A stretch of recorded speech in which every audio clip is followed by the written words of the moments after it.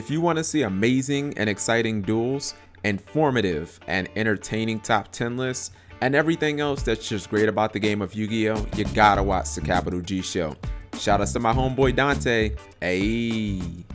What's up YouTube, Capital G here. So we have a new pot card coming out, and this one is a monster. It's called Pot of Taboos, and first off, I love the artwork on this card. I mean, it reminds me so much of Pot of Duality, except it looks so evil, man. It looks like you never want to put your hand in there. You definitely wouldn't be getting that thing back, and I think the artwork is really, really good.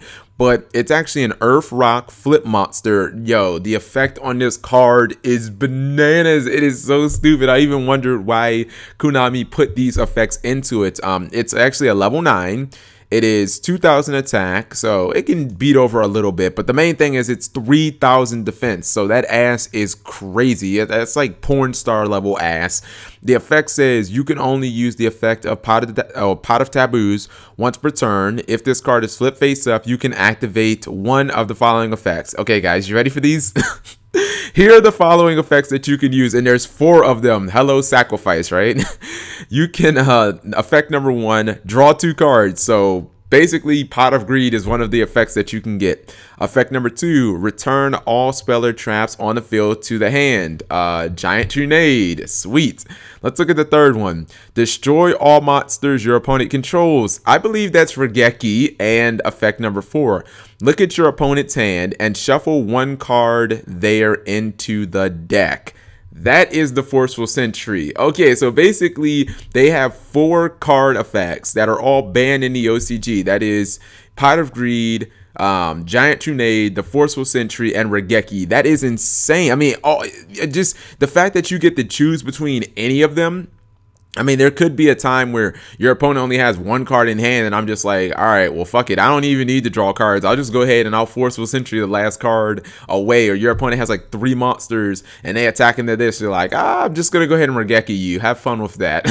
Then I'm going to put this in attack mode. I'm going to beat you down. You may have a bunch of Call of the Haunteds or something like that set, and you may want to just Giant Grenade them back to your hand. A Phoenix Chain, a Call of the Haunted. We see Serteller Knights do that all the time with Trevor. This card is bonkers, and I know some people might think, well, Cap, it's level 9. How the heck are you going to get it on the field? It's never going to resolve. Okay, well, if we do a quick Dueling Network search, we will see, obviously, there's a art type, which I called them the Tony art type, but we'll just call them the Sibias. I mean, I don't know if that's supposed to be, like in Spanish, double L means Y, so, you know, I'm just going to pronounce it as if it was a Spanish word. We'll call them the Sibias. They do have this monster, what's it called? If you read the effect, it says it's a flip effect. They're just about all of them are flip effects because the entire archetype is based around flip effects and putting monsters face down and doing things with monsters in defense mode and whatnot. You can special summon 1 level 3 or higher monster or 1 level 3 or higher flip monster from your hand or deck in face down defense position. If we look at this card, it is obviously a flip monster.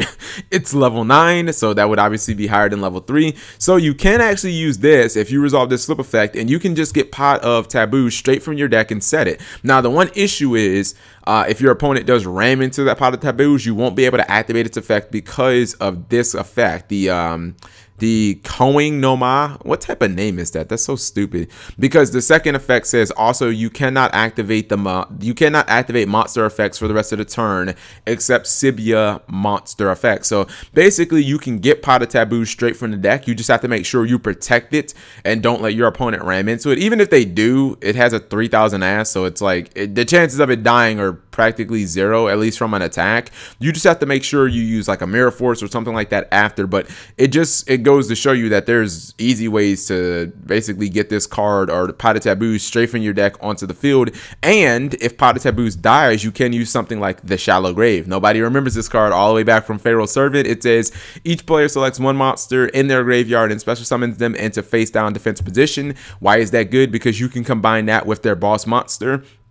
The Grand Sibia tarot tray. Now, I know that this card, as long as you get Pot of Taboos on the board, you can basically just draw a trillion cards, because this monster basically has a Book of Moon and a Book of Taiyu built into it, and you can use them during either player's turn. So you could essentially like shallow grave your Book of Taboos out, and then you could be like, all right, I'm going to activate this effect, and I'm just going to use my Book of Taiyu. I'm going to flip my Pot of Taboos up. I'm going to draw 2 cards. During my opponent's turn, I'm going to set it face down. During my turn, I'm going to flip it back up, and I'm going to draw 2 more cards. You know what I mean? Like, you can constantly just keep putting the Pot of Taboos and face down defense and face up attack, and you know what I mean? Every time that it gets flipped, you get to draw cards, or you get to take a card out of your opponent's hand, or you get to constantly regeki them so they never can do anything.